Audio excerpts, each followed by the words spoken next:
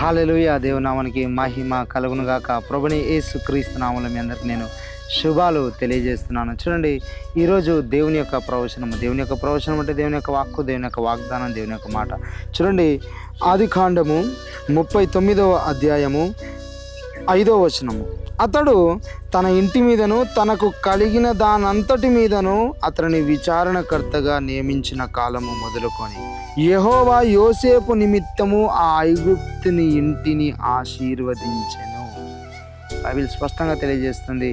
ఇక్కడ యోసేపు యొక్క స్టోరీని మనం చూస్తున్నాం. యోసేపు ఎక్కడైతే ఉన్నాడో నిజంగా ఆ ప్రదేశమును, ఆ కుటుంబమును, ఆ దేశమును దేవుడు ఆశీర్వదించాడు. ఎందుకు యోసేపును దేవుడు అంతగా ఆశీర్వదించాడంటే బైబిల్ తెలియజేస్తుంది, యోసేపు దేవుని యొక్క ఆజ్ఞల చొప్పున నడుచుకున్నాడు. యోసేపు జీవితము పట్ల దేవునికి ఒక గొప్ప ఉద్దేశం ఉంది.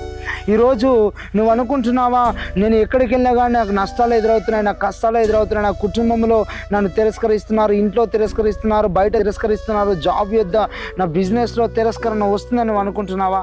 అయితే గమనించు, నీ జీవితం పట్ల దేవునికి గొప్ప ఉద్దేశం, గొప్ప ప్లాన్ ఉంది, గొప్ప ప్రణాళిక ఉంది. దేవుడు ఒక మంచి ఉద్దేశాన్ని కలిగి ఉన్నాడు నీ జీవితం పట్ల. కాబట్టి యోసేపు నిమిత్తము దేవుడు ఆ యొక్క పోతీఫర్ ఇంటిని ఆశీర్వదించినట్టు నీ నిమిత్తము దేవుడు నీ కుటుంబాన్ని ఆశీర్వదించడు.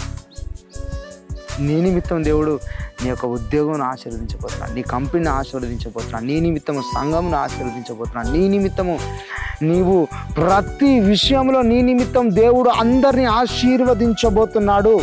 నువ్వు ఎక్కడ ఉంటే అక్కడ ఆశీర్వాదము, అక్కడ నీ చుట్టుపక్కల ఉన్న ప్రతి వ్యక్తి మీదకి, ప్రతి కుటుంబం మీదకి దేవుడు తీసుకున్నావు. దేవునికి నువ్వంత ప్రాముఖ్యమైన వ్యక్తిగా ఉన్నావు. God bless you. దేవుడు మీ దీవించును గాక. ఈ యొక్క ప్రవచన వాక్కును ప్రభు నీ జీవితంలో ఈరోజు నెరవేర్చు.